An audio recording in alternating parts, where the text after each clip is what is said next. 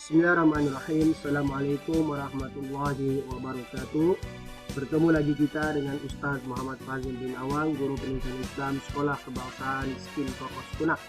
Hari ini kita akan mengupas satu tajuk dalam Pendidikan Islam tahun 6. Mohon murid-murid semua sediakan buku teks ya. Oke, pelajaran ke-19, bidang adab, tajuk Rehlah Merehatkan Minda. Murid-murid boleh rujuk muka surat 171 hingga 174. Pada muka surat 171, murid dapat melihat beberapa situasi. Kita akan dapat lihat yang pertama adanya situasi seorang wanita sedang berunding, tidak tahu runding apa. Minta maaf. Pasangan suami istri sedang berunding dengan ejen pelancongan, dan juga ada dua orang budak yang sedang keriangan. Oke, kalau kita melihat di sini ada juga pantun disediakan. Jadi murid-murid boleh praktikkan. Pulau Sipadan biru lautnya, tarikan pelancong di seluruh dunia. Mari teroka hargai nikmatnya, agar subur iman di jiwa. Wah, itu dia pantun. Oke, apa yang boleh kita ambil nilai daripada gambar ini? Kita melihat nilai yang perlu kita terapkan di bawah dalam jiwa kita.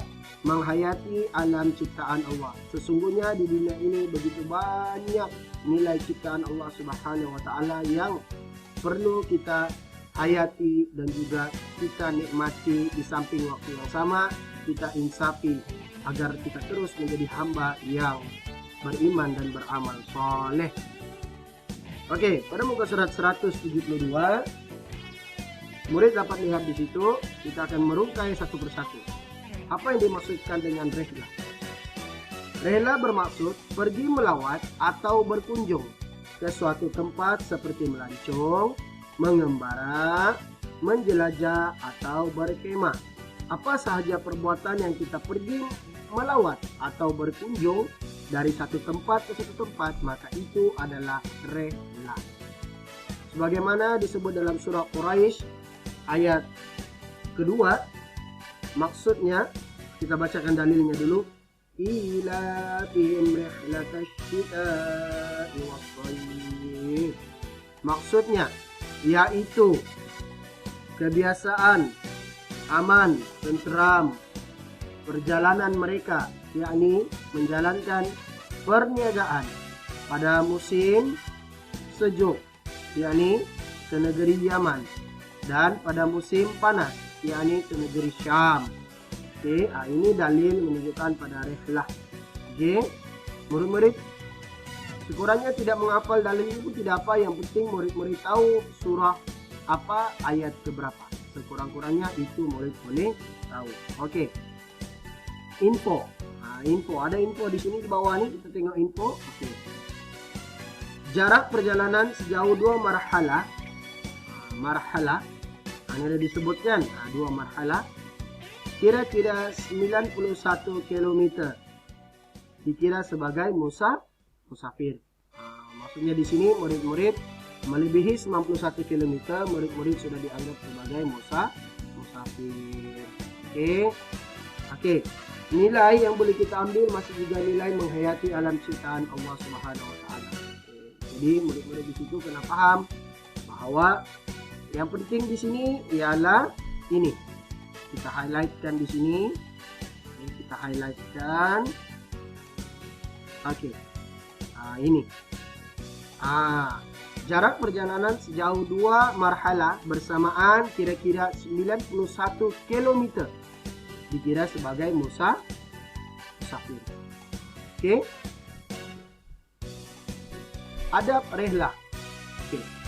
Ada beberapa adab rehlah dalam buku teks yang boleh kita rujuk. Yang pertama, berniat kerana Allah agar perjalanan menjadi ibadah. Pertama sekali kita kena niat kerana Allah. Bukan kerana maksiat, bukan kerana manusia. Niat kerana Allah. Yang kedua, memulakan perjalanan rehlah dengan menunaikan solat sunat musafir dan berdoa. Ada juga, maka kalau ada masa yang terluang, murid-murid sebelum jalan bolehlah menunaikan solat sunat musafir. Oke.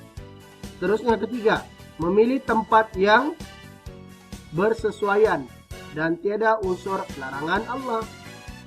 larangan Allah. Tempatnya sesuai, tidak ada maksiat, tidak melakukan dosa. Terusnya menutup aurat dengan sempurna supaya marwah terpelihara. Aurat dan marwah, dua benda yang bersangkut paut. Jika kita tidak menutup aurat, maka marwah kita akan Oke, yang kelima, mendapatkan keizinan ibu bapak. Ini bagi murid lah, mendapatkan keizinan daripada ibu bapak. Terusnya yang keenam, menjaga mata, telinga, dan pikiran dengan mengagungkan keindahan ciptaan Allah. Kita pergi melancong ya, kita menjaga mata kita, jangan melihat benda-benda yang tidak bukan-bukan. Menjaga telinga, pergi melancong, sehatkan minda, tapi pergi mengumpat, buat apa? Pikiran, kata pergi melancong, tapi pikir masalah, buat apa? Kita lihat mengapa Allah ciptakan gunung yang cantik, mengapa Allah ciptakan pantai yang indah. Kita melihat dan kita berpikir dan kita mengagumi kekuasaan Allah Subhanahu wa taala. Seterusnya yang ketujuh, sentiasa menjaga waktu-waktu sholat. Jalan-jalan juga, sholat-sholat juga. Tidak dapat sholat mengikut waktu, kita dianggap sebagai musafir, maka sholatlah sholat jamak. Kita boleh jamak. Jadi tidak ada alasan untuk kita tidak sholat.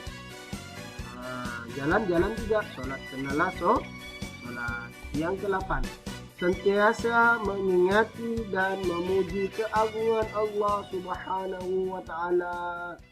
Apabila kita melihat keindahan alam, kita terus mengagumi kekuasaan Allah.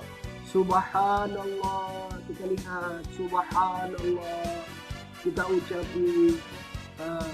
Jangan kita melihat saja keindahan tanpa berbuat apa-apa. Semoga dengan apa yang kita lihat itu kita mendapat rahmat, kita mendapat hidayah, kita mendapat keampunan, kita menjadi hamba yang beramal soleh. Oke, terusnya kelebihan beradab semasa rehlah. Oke, setelah kita baca di sini assalamualaikum warahmatullahi dari taulan. Ini boleh kita kata sebagai apa nih ya? Boria. Jadi kita terus derek baca yang warna merah. Oke. Jadi kalau kita melihat di situ beberapa kelebihan. Kita berrehla, tenangkan pikiran. Ini kelebihan rehla. Kita dapat menenangkan pikiran. Jadi janganlah kita pergi ke tempat yang tidak bukan-bukan, adanya maksiat, dosa. Maka bukan kita mendapat pahala, maka kita mendapat dosa lagi. Oke, seterusnya kelebihan yang seterusnya merangsang minda.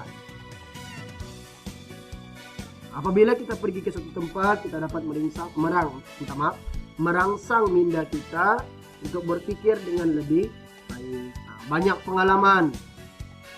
Banyak pengalaman, kita pergi ke tempat orang, mungkin budaya berlainan. Mungkin kalau kita pergi di sebelah kita di Punak lain budaya, kalau kita pergi di Tawau lain budaya, kalau kita pergi ke Semenanjung lain budaya.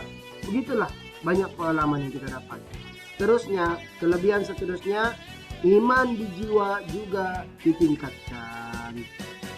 Apabila kita melihat keindahan Allah Subhanahu wa taala, keindahan ciptaan-ciptaan Allah, iman kita di jiwa dapat kita tingkatkan. Maka kita tidak perlu lagi menjadi orang yang sombong. Sesungguhnya kita tidak mampu mencipta gunung yang tinggi, kita tidak mampu mencipta air lautan yang begitu masin. Kita tidak dapat mencipta semua itu, melainkan seakan-akan iya, tetapi tidak seperti mana yang kita nampak pada mata kasar kita. Dan banyak lagi keagungan Allah Subhanahu wa taala, menciptakan bulan, matahari, hutan-hutan yang cantik, pokok-pokok yang besar. Semua itu ada hikmahnya. Seterusnya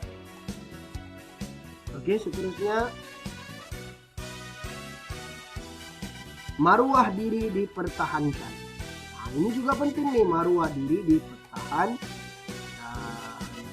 Jadi kita dalam waktu sama kita berjalan, kita melihat ciptaan Allah Subhanahu wa taala, dan kita melihat keindahan Allah, kita menjaga maruah kita dengan cara menutup aurat. Oke. Seterusnya rumusan.